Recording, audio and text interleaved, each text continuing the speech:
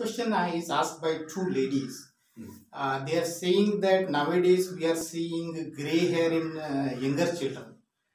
Earlier it used to be little late, but now we can see very much gray hair in younger children.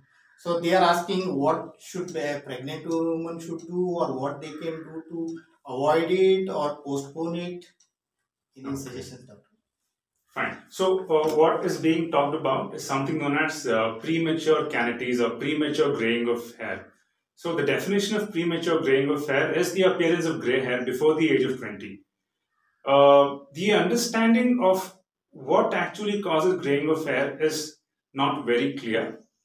But then, of course, to answer that question, what can one do to avoid? There are a few things that can be done. To begin with, there is little difference between the pigmentation of the skin, the color of the skin, and the color of the hair. So there is a pigment producing cell known as a melanocyte. So this melanocyte produces melanin, the pigment, which is supplied to the skin cells, similarly also to the hair cells. So in the skin, one melanocyte or the pigment producing cell supplies the pigment to 36 skin cells or keratinocytes. Okay, but in the hair, the demand is higher. One melanocyte has to supply 5 keratinocytes in the hair, which is present around the hair bulb. So, one might notice that as one ages, if you took a photograph of an adult who's about 25 years of age, the same adult at about 65 or 75 years of age, they'll be lighter skin because slowly the melanocytes start failing. But this failure of melanocytes is more apparent in the hair because the demand for color is more in the hair shaft. So anything that affects the health of the melanocytes can cause premature graying of hair. So what could that be?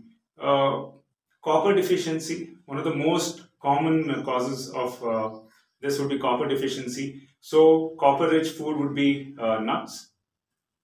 And then again, there's something known as calcium pantothenate, which we supplement the patients with.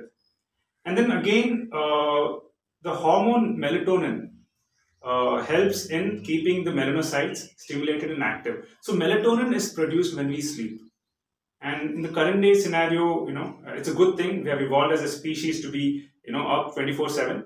But then the side effect of that is there's a decrease in the amount of melatonin. So when there's a decrease in the amount of melatonin, we can develop gray hair. So if you want to supplement that, we give something known as melatonin. So these are things that can be addressed.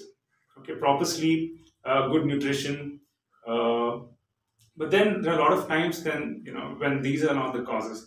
For example, there are a few autoimmune conditions like pernicious anemia where the absorption of certain vitamins itself is affected. So we'll have to address that. And then in children with thyroid abnormalities, again, gray hair is seen. And very rarely an autosomal dominant type of graying of hair, where if the father has graying of hair, the kid will also have. So these are all different types of graying of hair. So, we can always assess and see what is required. But diet-wise, copper-rich food and a stress-free life for a child sleeping well, that should help. Yeah. Thank you, doctor.